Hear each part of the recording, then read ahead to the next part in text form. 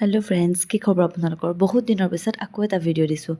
এইটো আছিল আমাৰ স্কুলৰ যিদিনাখন ৱেলকামিং দি আছিল তেতিয়াৰে ভিডিঅ'টো মই এডিট কৰিবলৈ সময় পোৱা নাই কাৰণে দিয়া অলপ পলমেই হ'ল। তেওঁলোকে এবাৰ প্ৰথম স্কুললৈ আহিছে। ভগৱানৰ আশীৰ্বাদ নোলোৱাকৈ জানো কিবা এটা কামত আগবাঢ়িব পাৰোঁ? প্ৰথম আই সৰস্বতীৰ মাতৃৰ আশীৰ্বাদ নোলোৱাকৈ আমি জানো পঢ়াশালীলৈ আহিব পাৰিম? সেয়েহে আমি ভগৱান শ্ৰীকৃষ্ণ আৰু আই সৰস্বতী মাতৃৰ আশীৰ্বাদ লৈ প্ৰথম দিনা আশীৰ্বাদ লৈ পিছৰ দিনাখনৰ পৰা আমি ক্লাছবোৰ আৰম্ভ কৰোঁ।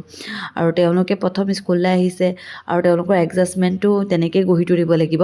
প্ৰথম দিনা তেওঁলোকক মানে প্ৰিন্সিপাল মেমে নিজ হাতেৰে এই কাঁহীখন যে দেখিছে তাত চাউল আছে, চাউলত তেওঁলোকৰ নিজৰ নামৰ যিটো এলফাবেট সেইটো হাতত ধৰি লিখাই দিয়া হয় আৰু এটা এটা সৰু সৰু উপহাৰ তেওঁলোকলৈ যাচি দিয়া হৈছে।